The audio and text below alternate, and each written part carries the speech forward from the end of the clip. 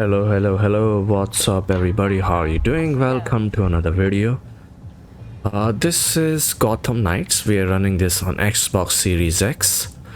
The game runs in 4K resolution, but there's a catch, it's 30 FPS, and although it looks super sharp compared to some of the more recent 4K titles, so the game is not that demanding. It's not like the Alan Wake 2, which was very demanding, and if you go to 4K, it's not true 4K, and you can see that it's upscaling, and it's not close to 4K, is what I'm trying to say. When you can tell the difference, you can tell the difference. But yes, the upscaling technology, FSR, does help mitigate some of those problems of blurriness on the consoles. They do not have DLSS. Now the point of making this video is when I play this on PC, I run it at native 1440p resolution. It gives me higher than 60 frames per second consistently. Sometimes it drops to 60. It's fine. I don't use ray tracing. That's one way to actually boost FPS. Like you can go up to greater than 100 FPS on the PC. Ray tracing, I think it does look good on the PC if you're planning to use it, but most of the time you will not be looking at it. So on PC I switch it on when I'm, let's say, doing the photo mode. So there's a photo mode in this when I'm trying to look at the beauty of the game. This is a pretty good feature actually, and I think more and more games should have it. So when I'm trying to do something like this, then obviously I will use ray tracing and try to look at the best visual features, because it doesn't matter if you're doing this at 30 FPS or 60 FPS. It's just that you are going to be looking at details in the game, and ray tracing is a detail oriented feature supposed to provide high fidelity and realism.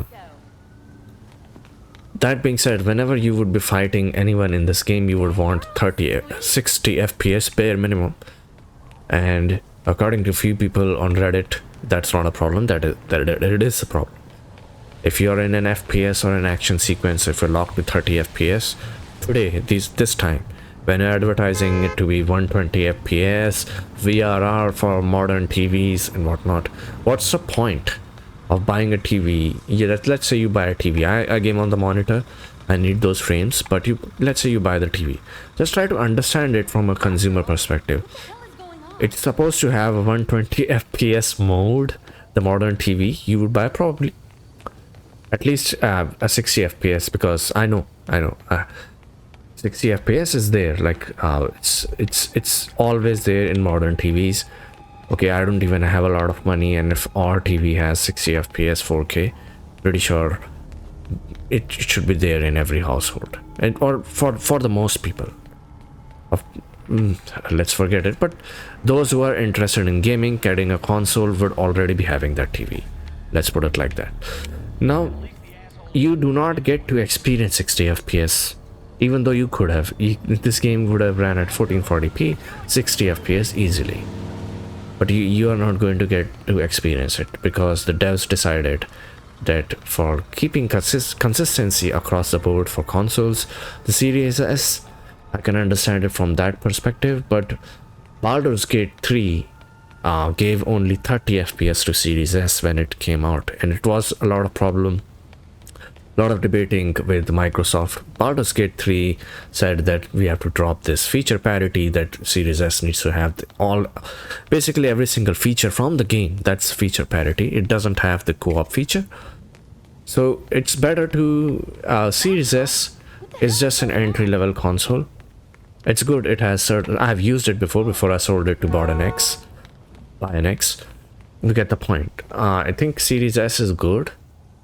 So maybe you want to set out this generation, you're building up your digital library, and you will get to test it.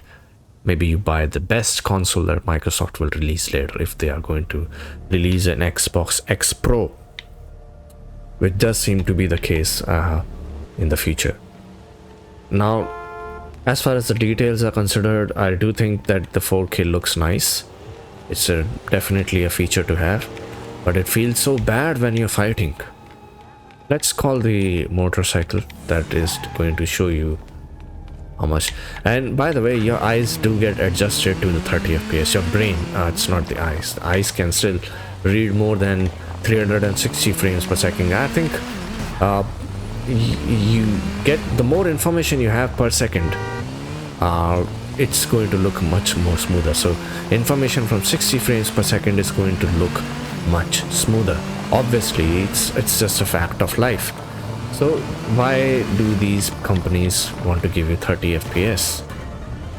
Because probably optimizing would be some engineers will have to do it. Whoever is the game developer or whoever is the testing team, maybe QA team who optimizes these games, some of them need to be hired and paid money to further optimize to another,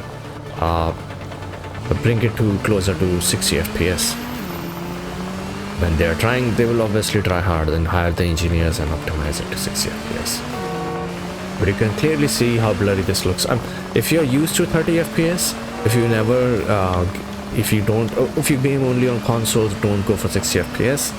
I'm telling you, play a game, play an FPS game on Xbox Series X. I think Evil Within 2 looks really good. By the way, it's so bad that the bus was actually floating a little bit right above the road, but it's just that I don't know. I mean, they should have given a 60 FPS mode. Consoles can handle it, and 30 FPS looks blurry. The image is crisp, it's sharp. That image is not blurry, but 30 FPS is definitely a mess. Thank you guys for watching. I'll see you guys next time.